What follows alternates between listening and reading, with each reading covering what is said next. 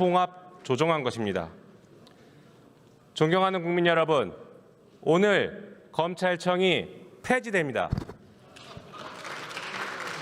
지난 78년간 단 한 번도 제대로 국민을 위해 빛난 적 없던 검찰, 오욕의 역사로만 기록된 부패 검찰, 정치 검찰을 오늘 폐지합니다. 검찰은 집중된 권한을 함부로 남용해 부패했고 권력의 신여를 자처해 왔습니다. 급기야 힘을 키워 막강한 정치 세력이 되었고 마침내 내란 세력의 든든한 뒷배 역할을 하며 국민을 배신했습니다. 이 검찰을 이제는 역사의 뒤안길로 보내겠습니다. 그리고 인권을 옹호하고 억울한 국민을 보호하는 공소청을 국민에게 돌려드리겠습니다. 사람 사는 세상을 만들겠습니다. 사람이 억울한 일을 당하면 국가가 공정하게 해결해 줄 것이라는 믿음이 있는 그런 세상을 만들겠습니다. 더 나아가 무자비한 국가 권력에 의해 억울한 일을 당하지 않는 세상을 만들겠습니다. 오늘 국회는 모두가 사람답게 사는 세상을 만드는 최소한의 개혁을 단행합니다. 검찰개혁, 사법개혁은 주권자의 일관되고 준엄한 명령과 이를 수용한 이재명 대통령의 결단이 있었기에 가능했습니다. 내란을 극복하고 탄생한 국민주권 정부의 시대적 과제를 우리 국민주권 국회도 충실하게 수행해야 합니다. 검찰은 수사권과 기소권을 독점한 채 무소불위의 칼날을 차별적으로 휘둘러 왔습니다. 국민의 인권을 보호하기 위해 위임받은 권한으로 집요하고 잔인하게 인간의 존엄성을 짓밟아 왔습니다. 지난 20년간 검찰 수사 도중 스스로 생을 마감한 이들이 무려 163명에 달합니다.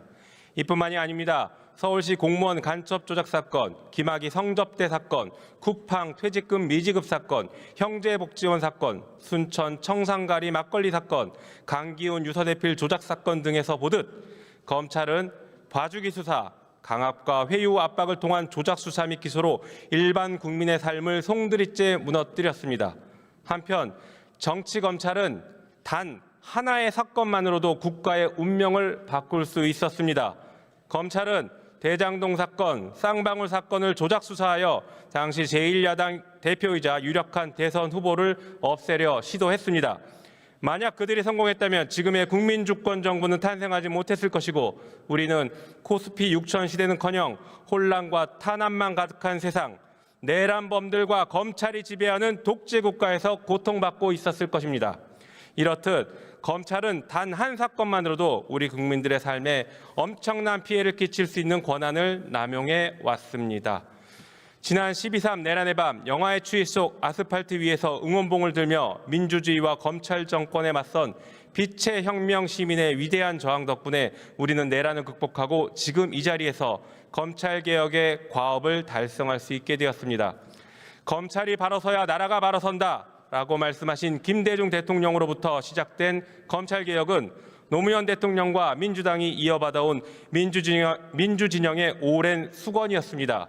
그러나 검찰 정권의 폭주와 12.3 내란의 비극을 거치며 검찰개혁은 내란 종식을 갈망하는 온 국민의 시대적 개혁 과제가 되었습니다. 권력이 집중된 조직은 결국 부패하기 마련입니다. 행정조직은 상호 견제와 협력을 바탕으로 국민의 이익에 부합하는 목적성에 맞게 운영되어야 합니다.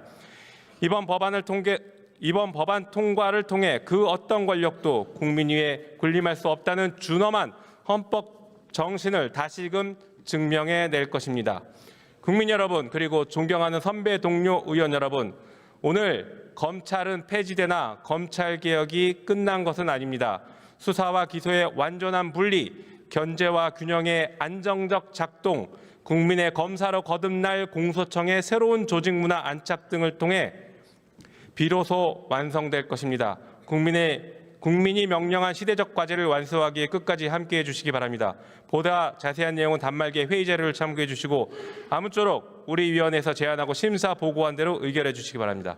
경청해 주셔서 감사합니다.